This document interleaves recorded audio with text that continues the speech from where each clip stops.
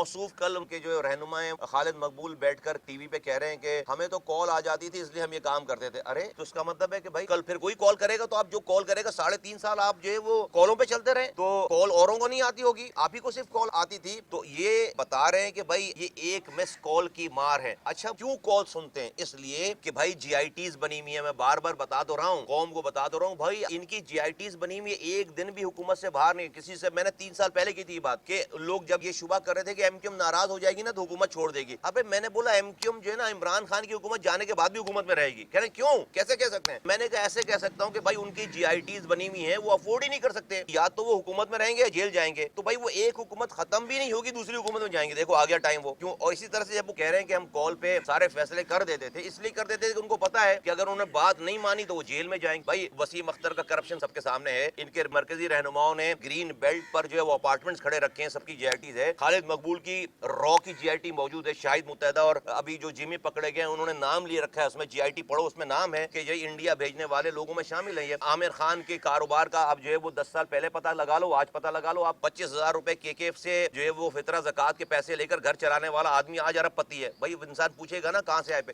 یہ سب وہ لوگ ہیں جن کا سارا سسٹم جو ہے وہ 2 نمبر ہے. مہاجر قوم ان کو اپنے کاروبار کے لیے چاہیے, بیچے جا رہے ہیں, بیچے جا رہے ہیں, بیچے جا رہے ہیں 40 سالوں سے. تو لوگوں کو کہنا چاہتا ہوں کہ ان تلوں میں تیل نہیں ہے, انہوں نے مہاجروں کو بیچا ہے. لیکن آج اللہ کا شکر ہے کہ پاک سرزمین پارٹی کی کہیں بھی بات اللہ تعالیٰ نے صحیح ثابت کر دی ہے. میں سارے لوگوں کو کہتا ہوں کہ مایوس ہونے کی ضرورت نہیں ہے. آؤ آج ہم پہلے سے زیادہ مضبوط ہیں, اس رستے کو اپناؤ. اس رستے میں فلاح ہے, اس کراچی کی بھی فلاح ہے, سندھ اور پاکستان کو بھی انشاءاللہ تعالی ہم جو ہے وہ اچھا کریں گے. لوگوں نے ساری پارٹیوں کو آزما لیا, ہمارے علاوہ کوئی آپشن نہیں ہے لوگوں کے پاس.